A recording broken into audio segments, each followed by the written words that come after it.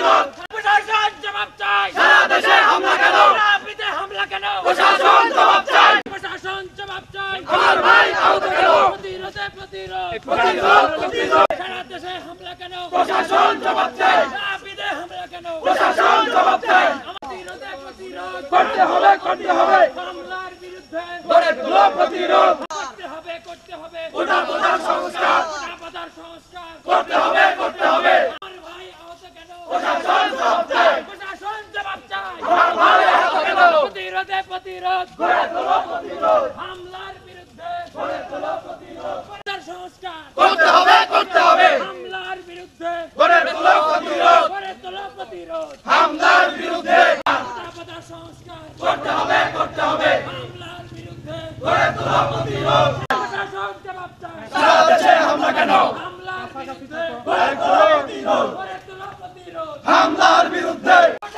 সংস্কার করতে হবে সংস্কার করতে হবে হামলার বিরুদ্ধে গড়ে তোলো প্রতিরোধ সংস্কার করতে হবে হামলার বিরুদ্ধে গড়ে তোলো প্রতিরোধ হামলার বিরুদ্ধে দেশে হামলা কেন প্রশাসন জবাব দেয় সংস্কার করতে হবে প্রতিরোধে প্রতিশোধ গড়ে তোলো প্রতিরোধ গড়ে তোলো প্রতিরোধ সারা দেশে হামলা কেন প্রশাসন জবাব দেয় প্রতিরোধে প্রতিশোধ গড়ে তোলো প্রতিরোধে প্রতিশোধ গড়ে তোলো প্রতিরোধ সারা দেশে হামলা কেন প্রশাসন জবাব চাই দাবিতে হামলা কেন প্রশাসন জবাব চাই প্রতিরোধ গড়ে তোলো প্রতিশোধ সারা দেশে হামলা কেন প্রশাসন দাবিতে হামলা কেন প্রশাসন দেশে প্রতিরোধ আমরা যেখানে ক্রিয়াশীল ছাত্র সংগঠন আমরা যেখানে আমরা এই আন্দোলনের সাথে সরাসরি রাকিব হোসেন ভাই তিনি এই মুহূর্তে হাসপাতালে আছেন। এছাড়া আমাদের অন্যান্য নেতাদের উপরেও হামলা হয়েছে। নাগরিক ছাত্র ঐক্যের কেন্দ্রীয় সভাপতি বাংলাদেশে প্রত্যেকটা ক্যাম্পাসে নৃশংসভাবে যে হামলা, এই হামলার দায়ভার এই 2018 সালে আপনারা দেখছেন একজন প্রধানমন্ত্রী যখন বলে আমি গোসা করে বিরক্ত প্রকাশ করে আমি কোঠাপোতা বাতিল করেছি, তিনি সংবিধান যে শপথ বাক্য সেই শপথ বাক্য লঙ্ঘন করেছে স্পষ্টভাবে। কোন রাষ্ট্রের দায়িত্ব, কোন দেশের দায়িত্ব একজন প্রধানমন্ত্রী তিনি বলতে পারেন আমি বিরক্ত প্রকাশ করে সিদ্ধান্ত নিয়েছি, এটা তার এখতিয়ার নাই। স্পষ্ট শপথ অবমাননা হয়েছে। আপনারা জানেন ঢাকা বিশ্ববিদ্যালয়, চিটাগাং বিশ্ববিদ্যালয়ে বিভিন্ন জায়গায় হামলা হয়েছে। আমরা এই হামলার তীব্র নিন্দা জানাচ্ছি এবং গোটা বাংলাদেশে ছাত্রলীগ যে নৃশংসতা এবং এই ফ্যাসিস্টকে টিকিয়ে রাখার যে বিশ্ববিদ্যালয় প্রশাসন তারা এই আন্দোলনকে উস্কানি দিয়ে আজকে বিশ্ববিদ্যালয়গুলোকে রক্তাক্ত প্রান্তরে রূপান্তর করেছে। এর তীব্র নিন্দা আমরা জানাই। আজকে দুর্বৃত্তায়নের রাজনীতি কায়েম করেছে, যেখানে গোটা বাংলাদেশ রাজনীতিকরণের মধ্যে আপনাকে সবকিছু দিচ্ছে, আপনার অধিকার কেড়ে নিচ্ছে রাজনীতি না করার। আমি আর কিছু বলতে পারছি না। সংগ্রামী বন্ধুগণ, এই পর্যায়ে আমাদের ক্রিয়াশীল ছাত্র সংগঠনের যে প্রতিবাদ মশাল মিছিল, সকল ধরনের যে অপচেষ্টা চালানো হচ্ছে, শিক্ষার্থীরা তাদের অধিকার চায়। শিক্ষার্থীদের এই যে হামলাকারী তাদের বিরুদ্ধে প্রতিরোধ করে তুলতে হবে। এ ব্যতীত আমাদের অধিকার আন্দোলন করা ছাড়া আমাদের অধিকার ফিরে পাওয়ার সুযোগ নেই। আন্দোলন করে তুলতে হবে। এগুলোর কোনো জবাব আমরা কার কাছে দিব আমরা জানি না, এবং কার কাছে এই দাবি করবো আমরা তাও জানি না। ফলে আমাদের এই মুহূর্তে ছাত্র সমাজকে জাগ্রত হতে হবে এবং আমাদের ন্যায্য দাবি আদায় আমাদের আরো সচেতন হতে হবে এবং এই আন্দোলন আদায় না হওয়া পর্যন্ত আমরা চালিয়ে যাব।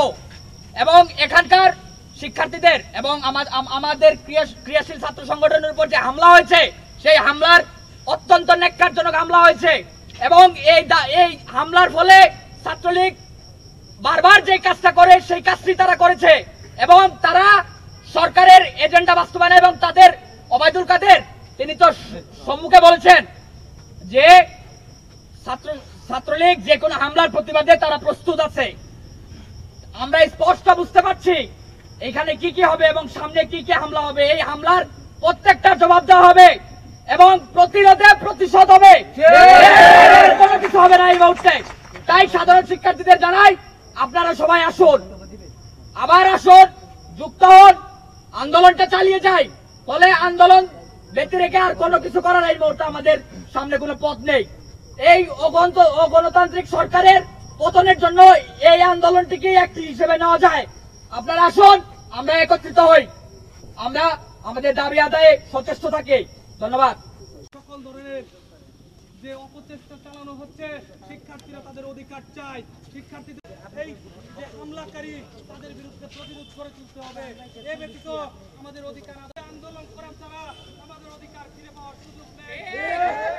আন্দোলন করে তুলতে হবে। যে সারা দেশে যে ভয়াবহ শিক্ষার্থীদের উপর হামলা হচ্ছে, তারা কারা করছে?